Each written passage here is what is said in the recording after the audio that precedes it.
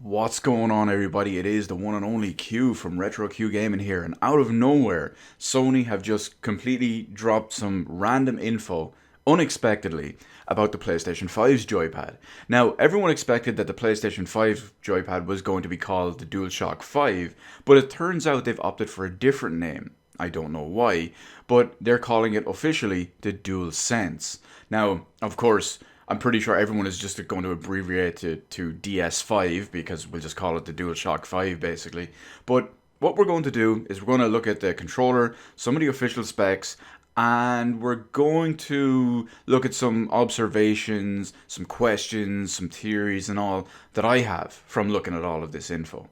So first off, we'll just take a quick general look at the controller. It's pretty much as you would expect. It's a slight evolution of the DualShock 4. It looks more like a hybrid between the DualShock 4 and the Xbox One controller, which is a great thing because the DualShock 4 is pretty bad in my opinion, and the Xbox One controller is just so much better. It's pretty much the best controller you can get for consoles. But it does have a lot of the PlayStation exclusive features and PlayStation exclusive layout, as well as a DualShock 4 variant as well. So it has the same style D-pad, the two symmetrical sticks down the bottom. It has some interesting shoulder buttons, which we'll talk about in a moment. But it also has a new and remodeled light bar, which it will probably need for PlayStation 5 games, as well as backwards compatibility with PlayStation 4. And the touchpad. And of course the start button on the right hand side of it, and the awfully placed what are now calling create button on the left hand side, which everyone who has been playing games for 30 years will inadvertently, no doubt, press again and again and again, thinking it's the select button. But let's talk a little bit about the official specs for the DualSense PlayStation 5 joypad for the moment. So as they mentioned previously, they wanted to incorporate haptic feedback to both the joypad and the stuff like the triggers and whatnot. So they do have adaptive triggers into the L2 and R2 buttons. If you're not familiar with what that is, think if you've used the Xbox One Elite controller, the gold standard for controllers, those ones have it. It's haptic feedback and adaptive triggers in the controller. The joypad also incorporates the Tempest 3D audio that they've talked about before. We don't know how it's going to work just yet when being built into the controller, considering that it just has the small little speaker on it. There's also a built-in microphone array if you just want to have a quick chat or something like that when playing, is so you don't need a big gamer headset as they call them, or even just a chat headset or anything like that. Now, first off, I'm just going to say one thing about this straight up.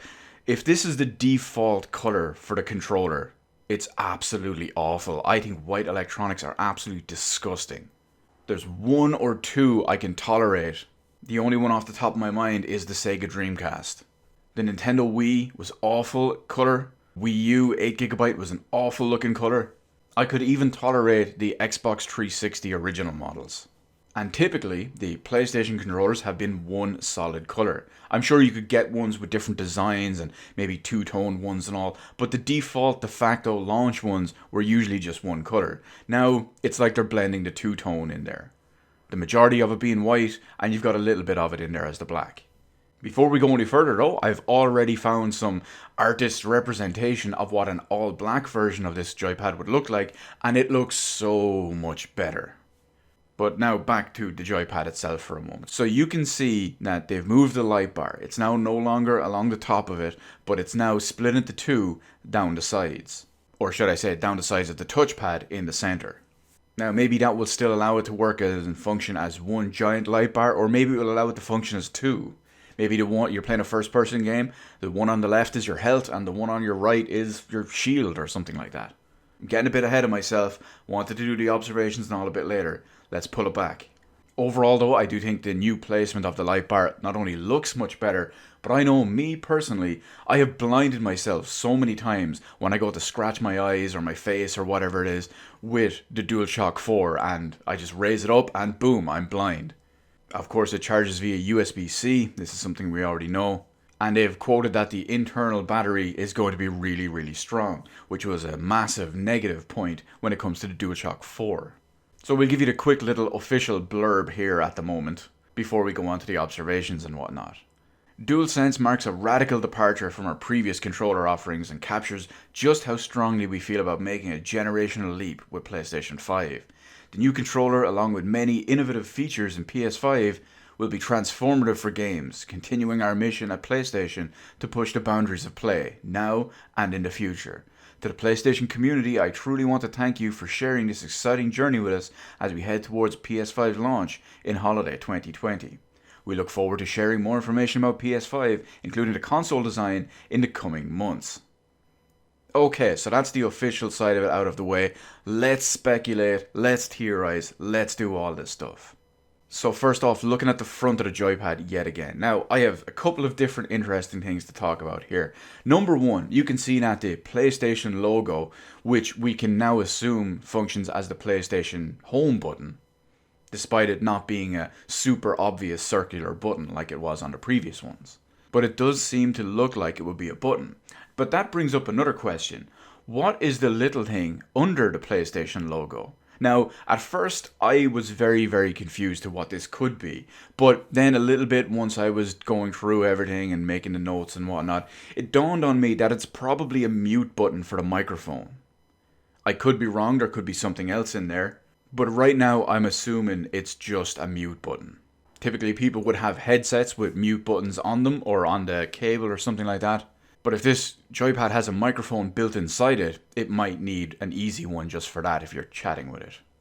But speaking of headsets and supported things and microphones and mute buttons and whatnot, I do find it very curious that they didn't show the underside of the joypad. You know, where you usually have the proprietary connectors for certain accessories or headsets or 3.5mm jack or something like that. I do find it very curious that they didn't show that at all. But let's flip it around for a moment and we're going to look a little bit at the shoulder buttons on this. Now this is very interesting to me because as you would expect, the L2 and R2 shoulder buttons are pretty much standard. They're very, very similar to what you had on the PlayStation 4 and thankfully nothing to do with the awful ones that were on the PlayStation 3. However, when you look at the L1 and R1 buttons, they do look a bit bigger and almost a bit chunkier. They're very reminiscent to me of the GameCube shoulder buttons. And this begs the question, could they potentially be analog shoulder buttons? Not just analog triggers like L2 and R2 are, but could we have a comeback of different analog buttons other than the triggers? Could we have analog shoulder buttons, L1 and R1? And that brings up an even bigger question. Could we see the return to incorporate potential new, there's air quotes there, game design and control schemes that we haven't seen since the PlayStation 2 20 years ago with analog face buttons? And you might be wondering, Q, why the hell do you need analog face buttons? Why do you need analog shoulder buttons? Well, boyos, I am going to refer you back to Metal Gear Solid 2 and Metal Gear Solid 3 on the PS2 20-ish years ago, 15 to 20 years ago, depending on which game you're talking about. But they had proper analog face button support. So unless you were one of those plebs that played MGS2 on the Xbox 180, you know exactly what I'm talking about. But overall, that's it. Just as we wrap it up here, I'm going to throw in one more time just for this little fan art observation online that people have put out already. Oh, and before we round out the video, this also begs one question.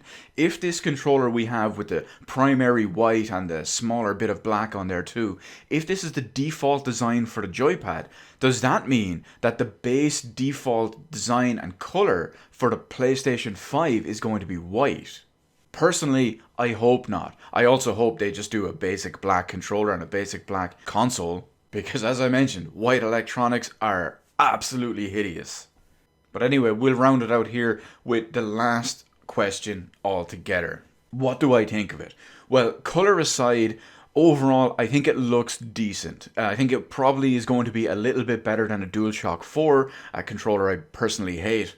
And sure, the DualSense, I almost called it DualShock 5, it does keep the usual Sony stick placement, which I'm not a fan of, but it is more physically rounded and sized and shaped and sculpted like an Xbox controller, which is definitely a better thing, considering it is the better controller.